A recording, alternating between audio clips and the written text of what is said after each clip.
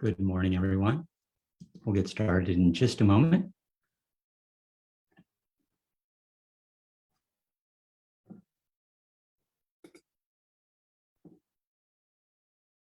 Hope everyone has been enjoying the warm weather. Not too hot, of course.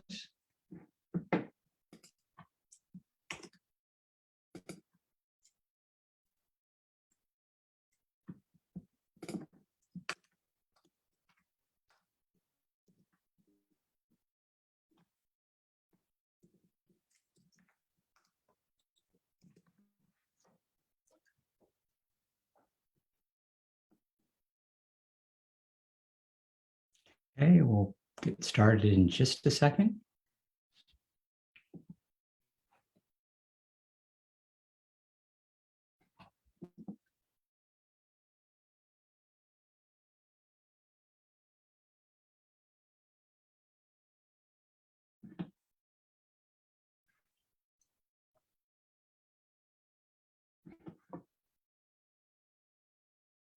This week's virtual background is actually my own design. So as opposed to murals or art that I've taken from around Sunnyvale, around the world, this week is actually my own design. So this is a design for the Sunnyvale Art Club that we'll be doing, that we're presenting at the Pride event next week. And we'll be talking about that just a little bit later.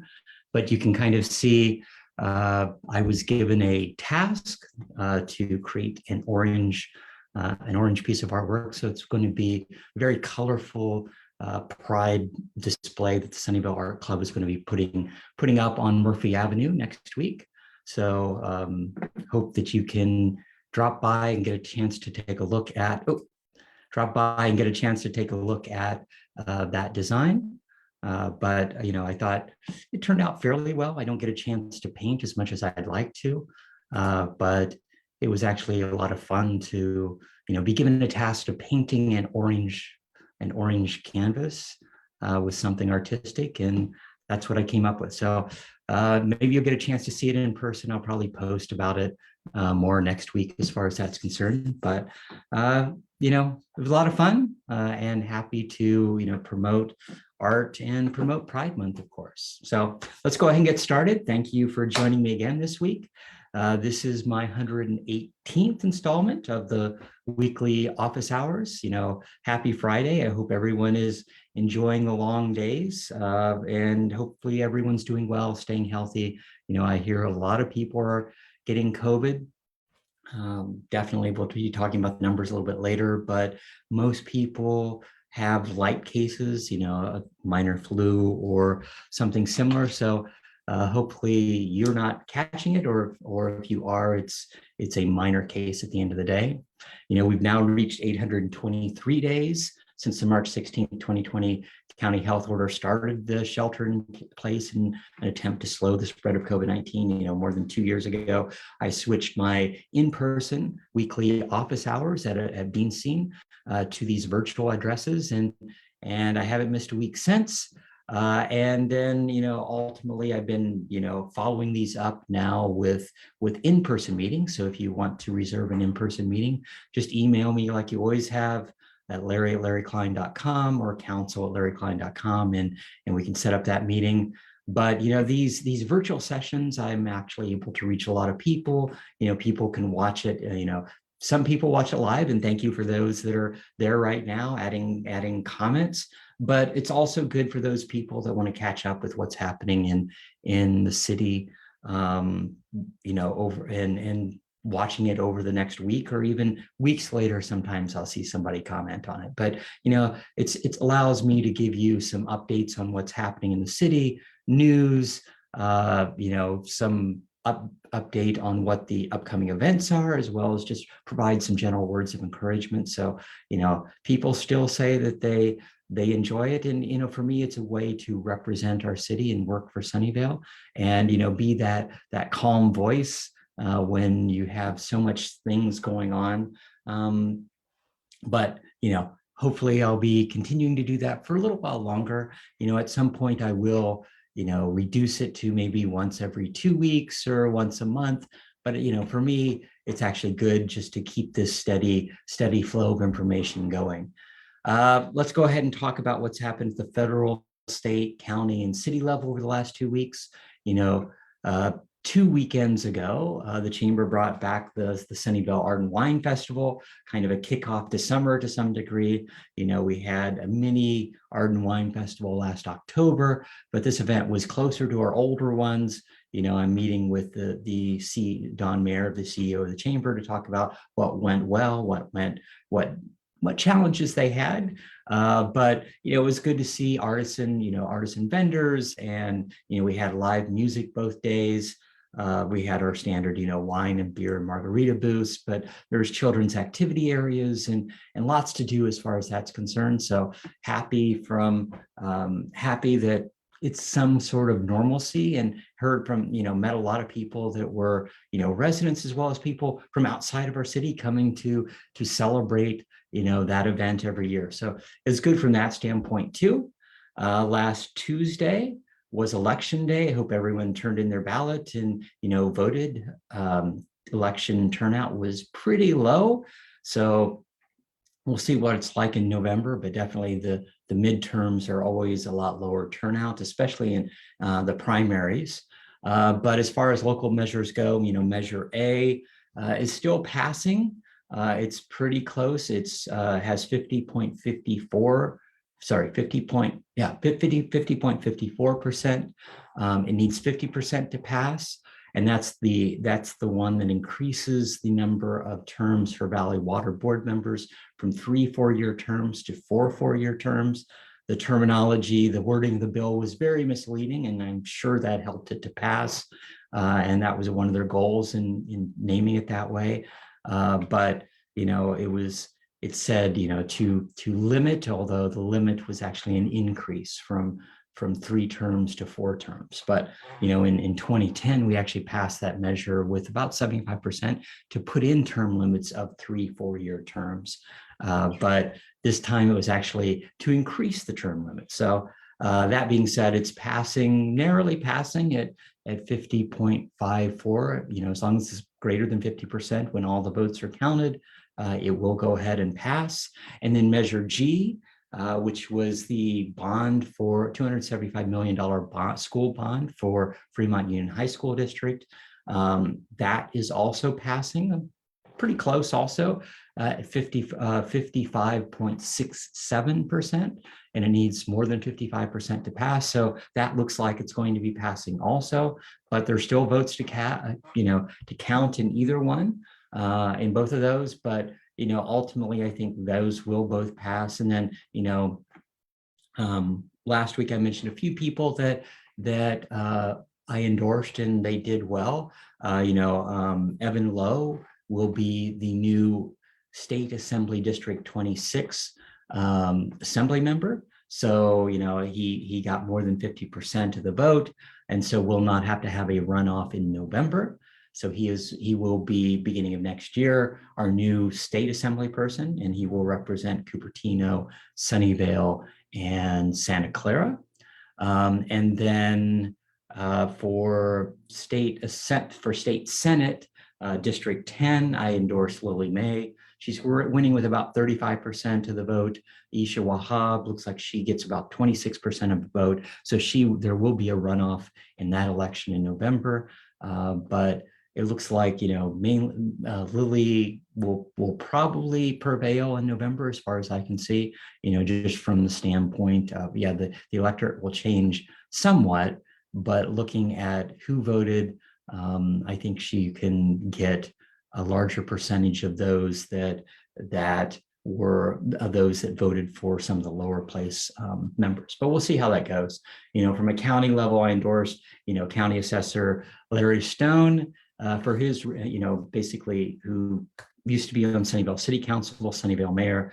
I've been working with him for years. I think he's been doing a great job. And then District Attorney Jeff Rosen, I endorsed him, and he also won, and so will not have to have a runoff. So both of those look good from their standpoint. Last Tuesday evening, council met, and we approved a budget modification to receive a $1 million grant from Silicon Valley Clean Energy for solar panels and battery storage at the new City Hall. So this is one of the positive things about having the CCA, Community Source Aggregator. So what they do, what Silicon Valley Clean Energy does is get sources that are of electricity greener, delivers them greener than what PG&E is doing. And then PG&E does the final distribution and maintenance of those lines and, gets a certain amount of money for that. But one of the things that we do from Silicon Valley Clean Energy, and I'm on the board of that, one of the directors, is making sure that the cost is less for our residents than PG&E. We're not paying, we're not paying for ads, we're not paying our shareholders, but any additional funds are grants that can go back into doing better for the environment. The SVCE has been funding solar farms and energy storage locations around the state. And then they're also, of course, doing programs like this to give back to the cities to fund, environmentally forward actions like a net zero city hall. So that was actually very positive from that standpoint. We also took comments, council also that evening took comments on the final budget and fee schedule for the upcoming fiscal year. And we'll be looking at the final budget and approval of those fees and the budget at our next meeting.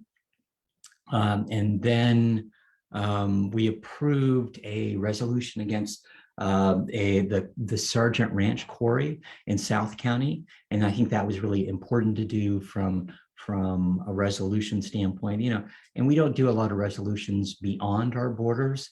There are cities that shake their fist at the federal government and the state government and all that, but it was more, and I think what will have a lot of value is with the county supervisors when they look at approving this quarry permit, is ultimately what we can do for preserving the sacred land that used to be a Ohlone land, but it's also, from an environmental standpoint, it's important that adding another quarry isn't really what we want to do from a county standpoint. And last Wednesday night was our sustainability speaker series. Continued, with the topic was a changing climate through the lens of equity and resiliency. And Violet Sienna talked, and it isn't online yet. So at some point soon it should be, on our YouTube channel. But I checked again yesterday, and of course that video isn't there yet, but hopefully sometime soon. And I usually go back and watch that when I have a conflicting meeting and aren't able to attend. Last weekend was the OSH, the newly rebranded Outdoor Supply Hardware on Hollenbeck, and that's right near Homestead in the old Safeway location, if you remember. They had their grand opening, kind of a re-grand opening for their 14 stores. It was very busy when I was there, but they really are known for their great service. I had multiple people stop me and ask me if I needed assistance. So it was actually good from that standpoint. If you haven't had a chance to visit the store, definitely go on by, take a look. And find something. It is summertime and a lot of people are working in their yards, and it's good to see from that standpoint what's available, and shop local is always better for the city than buying online. As far as this week has been fairly slow. I think it's that those holiday weeks, or as we get into summer, a lot of organizations don't meet as much. For us, we actually have 2 meetings a month by charter. And so we have a meeting. We've already had our first meeting. We'll have another meeting next week.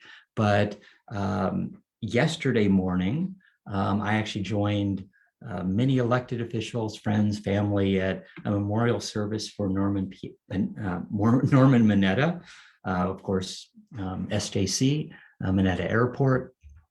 And, I was able to, talk with him once, and I was at the film premiere for his legacy film a few years ago.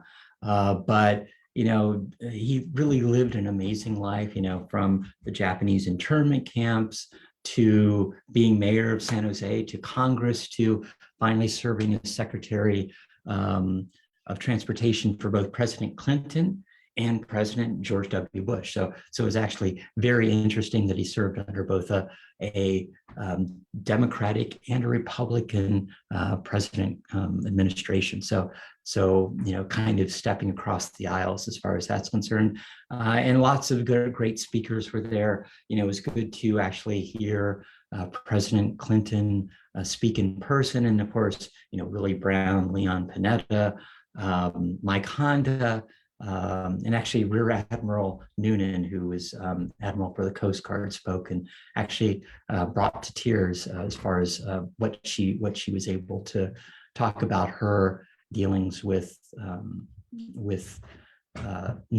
Mineta, who really made a big difference.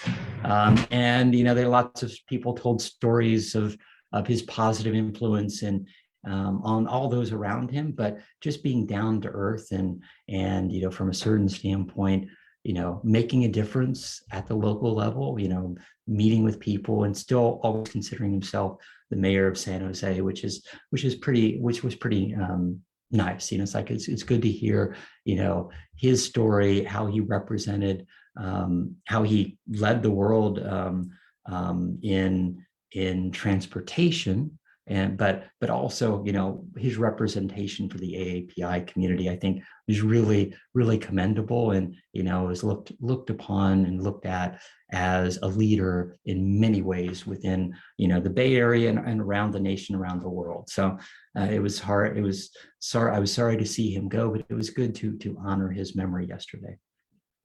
And yesterday afternoon, the Bay Area was chosen as one of the host cities for the 2026 FIFA World Cup.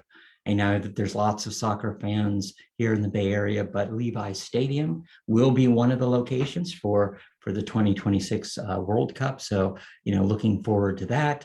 Remember when the World Cup was here, was being hosted here many years ago, and it really, amped up soccer within the Bay Area. And so looking forward to that happening all over again. And then last night was game 6 for the NBA finals, since we're talking about sports, and the Warriors finally clinched the championship over the Celtics. So congratulations to the Warriors. It was a great game and great to see, them struggle a little bit early on in the series, but come back strong at the end. And great coaching and great performances by many of the players on the team.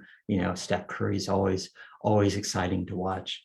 And then, from a city standpoint, last night's was also the first nights of the Sunnyvale Reads Family Night at Washington Park. So at 7 p.m. on Thursdays for about the next 8 weeks, there will be entertainment for the kids. It's in relationship to the Summer Reads program, but ultimately there will be circus performers, lion dancers. What else is happening? Bubbles and puppets. Lots of different things. Magicians. Lots of different things happening at Washington Park on Thursday nights at 7 p.m. So definitely last night was the first night. I don't know how well it did with being against the Warrior game, but I'm sure the next few weeks will be, the next 7 weeks will be a lot of fun. So if you get a chance, definitely take your kids to that. And then let's go ahead and get to our weekly COVID numbers. The COVID numbers across the nation continue to trend upward. From a national standpoint, we've now reached 85.8 million cases. It's increased about another 800,000 just in the last week. So it's kind of stabilized at that number. Nationally, we have had 259 million vaccinated with at least one dose, and almost 83% of those 5 and older have at least one dose. So that's pretty positive. 76% of those adults nationally are fully vaccinated. And as far as deaths, we've had over 1,005,000 deaths, another 2,000 in the last week. So that's, that number still, we still see people passing away with COVID. From a California standpoint, we've had 9.1 million positive cases, and we continue to see an increase of new cases in the state. So we're now over 16,000 new cases a day. I think that's, really high. That's up from, we thought we'd stabilized, it was up from 12,000 last week. It was down from, which was down from 13,000 the week before. So we thought we'd stabilize, but we're now at 16,000 cases a day. So please, please be careful, as you're out there. And we've seen the positivity rate also. So we have more cases, as well as, the positivity test rate is actually going up at 9.1% over the last 8 weeks. So, we're still seeing lots of people testing positive with COVID. We've had over 91,000 fatalities, another 200 deaths in the last week. And then from a county level, we've now reached about 363,000 cases. It's up about another 7,000 in the last week. It's been 7,000 for the last few weeks. So that's pretty much stabilized from a city standpoint, or from a county standpoint.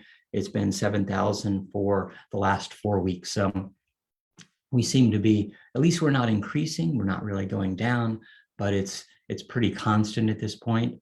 We've had 9 additional deaths within the county, so we're at 2,306 deaths. And then, from a positive standpoint, vaccinations, 94.9% of those 18 and older are fully vaccinated, and 68% of those that are eligible for the booster, those ages 5 and up, have already received it. So lots of people have been boosted, and now that we're adding in the 5-year-olds to get boosted, that'll be a big thing. Right now, there's discussions on the FDA just approved vaccinations of those 6 months old to 5 years old. And so the county is currently looking at logistics on how we'll roll out those vaccinations. It's a lot more difficult as you're giving shots to younger and younger people, and it takes a lot more skill. And so there'll be actually a press release later this afternoon on those vaccinations that we start rolling out, we think, next week. So the county will have a press conference sometime this afternoon to talk about vaccinating those youngest with the approval of the FDA. I think that happened yesterday. I continue to do lots of advocating on our city's behalf, at the county level, talking to county health and county supervisors, talk to many electeds that represent us and also don't represent us, but it's always good to advocate when I get a chance at yesterday's memorial service. So it's always good to push Sunnyvale's needs, and hopefully get more for our city, get things moving for our city. And then as far as testing, if you need to get tested, there you can get free tests, and I just got my latest group of 8. Everybody can order 16 test kits per address in the US through the government website. There are places you can get them at local pharmacies for free. County has stopped doing COVID testing at the Sunnyvale Community Center for now, but if you need to find locations, you can go to sccfreetest.org to get your test locations that the county is still running around the county. And then as far as getting vaccinated, if you need to get a booster, if you need to get a shot, especially now that they're opening it up for younger children to get vaccinated, you can go to sccfreevax.org and find out more information as far as that's concerned. Let's go ahead and talk about some upcoming events.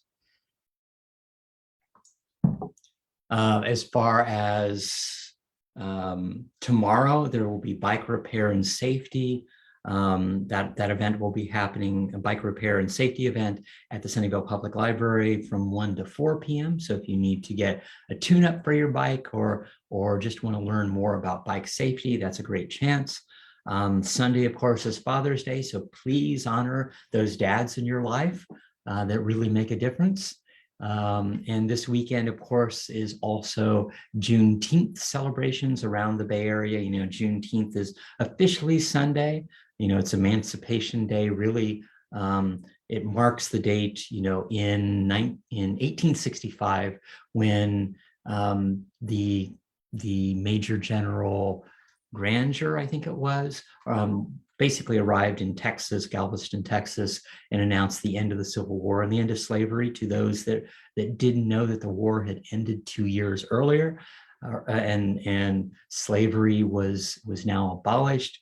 But it does mean, you know, so lots of celebrations around the Bay Area. It does also mean that next Monday is a federal holiday, so many banks and I think county offices will be closed. City offices will be open, so if you need to do city business, they will still be open. And then next Thursday, June 23rd at 5 p.m., there will be a Pride event on Murphy Avenue. You know, we had our first event like that last year, working with the Downtown Association, working with the Chamber, working with Fabulous Sunnyvale, Silicon Valley Pride. And, you know, really, really happy that, you know, to be back in person and, of course, celebrate, you know, our LGBTQ community.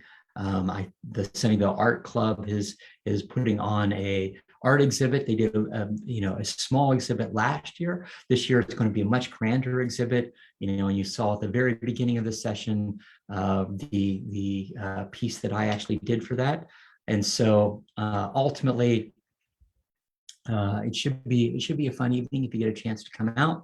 And you know, for me, it was good to create a piece of art. I don't get a chance to paint that often, and happy to contribute to a community event, to kind of a community art piece that I think will really be an amazing thing to see at the end of the day. I've seen some of the panels. You know, it's a multicolored panel, you know, celebrating the Pride flag or similar to the Pride flag. And, you know, from my standpoint, I think it looks really good from you know, what the final result should be pretty good. And then next Friday will be a busy day. The public safety torch run supporting the Northern California Special Olympics. That normally happens in the afternoon on Thursdays, but this year is a little bit different. You know, this year, Santa Clara University is the host location for the Olympics. And so instead of normally going from Santa Clara border to Mountain View border, it's wrapping up the final, you know, the final look to ending to the final location. So at 10 a.m. in the morning, it's usually in the afternoon. So it's not going to be such a blistering hot afternoon like it normally is, but at 10 a.m. in the morning, we'll be picking it up at the Mountain View border and then running to the Santa Clara border to deliver the torch. So I'll be running with the public safety team as far as that's concerned. And, you know, and actually at the same time, so next weekend is also the grand opening of Ace Hardware. And so Ace Hardware is having an event Friday, Saturday, and Sunday. There'll be a ribbon cutting on Friday, but there'll also be a watch party for those that want to find a location along El Camino to watch the public safety team run by with the torch. There will be, I think, a fire engine and police cars, also motorcycle officers there.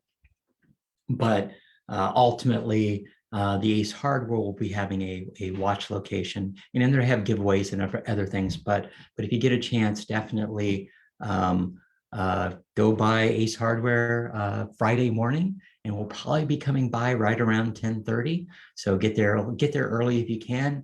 Do some shopping at the store and come out for that event. So definitely should be a lot of fun. Always happy to help, support Special Olympics in Northern California, and also, just support our public safety, which is always fantastic. So, if you get a chance, and normally it's running along the north side of El Camino. This year, of course, since we're going from Mountain View to Santa Clara, we'll be running along the south side of El Camino.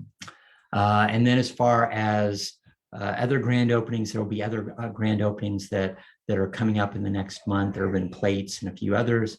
I'll announce those as we get closer to those dates. And then as far as council meetings, our next council meeting is next Tuesday, and it'll be a busy meeting. We'll do the final adoption of our fiscal 2022-2023 budget, our fee schedule, and our appropriation limits. And then we'll also be considering the final draft of our housing element, which ultimately needs to be submitted to the California Department of Housing for review, so that they can go through it. And some cities have had some scathing reviews. I think, in general, we're in a relatively good shape, as we're looking at housing along El Camino and Moffett Park, but we'll see how that goes. But that's so it's probably going to be a relatively long evening as far as that's concerned next Tuesday. Let's go ahead and get to our weekly questions. If you have a question, just put them into the comment section, and hopefully I can read them and get to them. Casey asked, sideshows in Sunnyvale neighborhoods intersections are getting out of control and more frequent. I understand that there are all but impossible to police. Can the city consider trying this fairly simple approach? Please try it at the intersection of Iris Avenue and Gale as a test. And so what it is, and what Casey sent me was a link to some bot dots. And you remember the old bot dots that used to be there, but larger ones that some cities are putting in their intersections to basically make sideshows more difficult. So one of the things that we did from a city standpoint is actually increase the fines that go to anybody that's arrested, either participating in or going to watch the sideshows. And there's a big task force around the South Bay here, between a multi-agency task force trying to prevent sideshows, and a lot of that is monitoring, social media. And they actually have been doing a lot better over the last few months. But I'll definitely forward this on to city staff to see, is it a reasonable thing to add to certain intersections? Eric asked, is the city doing the live concerts or just DJs on Wednesday nights this summer? Right now we have DJs for the month of June. We have DJs on Wednesday and Thursday nights. So there will be DJ music playing at the Pride event on next Thursday, but that'll be happening for the month of June. And then in July, we kind of go back to our normal July and August normal Wednesday night rock and Saturday night jazz. So it'll be, the standard summer events are coming up very soon, but right now we just have DJs on Murphy Avenue. Sharon asked, is there an estimated date of completion for the Fair Oaks Evelyn Avenue construction? So yeah, I've heard this question many times. The date may move from March to June to finally August. We don't think it's going to slip again. There are certain penalties that this construction team is going to be paying because of their delays. I think it's a 6-month delay. And there are certain issues, definitely, but whether or not it's supply issues, supply chain issues have been an issue for many things, construction costs, definitely COVID and weather and all that. But Caltrain was part of that. But at a certain point, delays are no longer reasonable, and so hopefully we'll see that complete on time. Frank asked, when is City Hall going to be done, and when is PG&E going to be hooked up so that the loud generator can finally be shut off? PG&E should be hooked up, later this summer to the new City Hall. I'm not sure about the generators when we can no longer have them, but the public safety building will be opening next month. So it's sometime in July. So that'll be fantastic to see. And then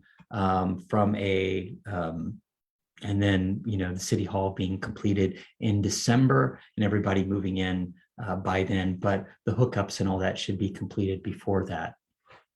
Multiple people asked, when is the Washington Park pool actually going to be open for swimming? Kids are out of school and it's going to be hot this summer, but I can't figure out where to look when the pool is actually open. So the swim center has been open for a while now. It's mainly been lap swim.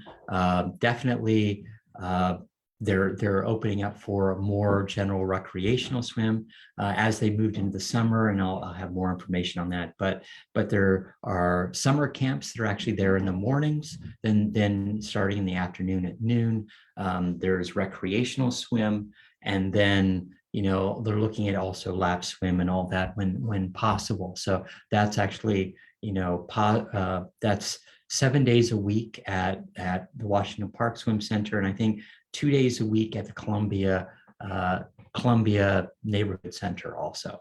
And part of the issue, I've talked with the city manager on that, is having enough lifeguards, having enough staff at those swim centers.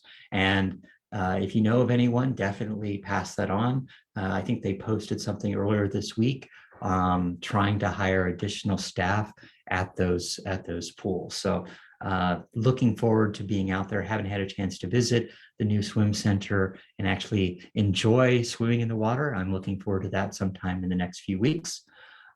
Dave asked, where can I report water waste? And so as you remember, from a Sunnyvale standpoint, you're supposed to be watering your lawn only 2 days a week, depending upon whether or not you have an even or odd address. On an odd address, it's Mondays and Thursdays. On an even address, it's Tuesdays and Fridays. And other than that, you shouldn't see any watering. You shouldn't be doing any watering, and no watering between 9 a.m. and 6 p.m. any day of the week. But Valley Water has waste inspectors to respond when water waste is reported. All you need to do is contact them. There's an app, the Access Valley Water app. There's their website, which has a place where you can report water waste. And then if you just call them directly, 408-630-2000, or email them at waterwise@valleywater.org. Ultimately, they will take a look at that. They will inform, and there's a whole, first a warning, and then going to first a warning, and then ultimately going to actual fines. But ultimately, I don't think that people are still doing that transition. But ultimately, I think they're starting to look more actively, especially if there's overwatering of people's lawns. Let's go ahead. Let's see if there's any final comments. I don't see anything for questions. Let's go ahead and wrap up. I don't see, no questions. Let's go ahead and wrap up. Thanks for joining me again this week. There are still, unknowns on a weekly basis. We still see COVID numbers go up, but no matter what we do, whatever challenges we face them together. I'm proud of our city over the last 2 years, especially, and how our residents have responded to COVID and all the challenges we faced. I'm thankful for everyone who helps out in our community, showing their generosity, showing their empathy, giving back wherever they can. New issues come up, but your attitude and your actions always make a difference. Sunnyvale will emerge from this as a stronger community. We're in this together, and we will get through this together. Thanks for listening. Be kind, be generous, and have a great weekend. Goodbye.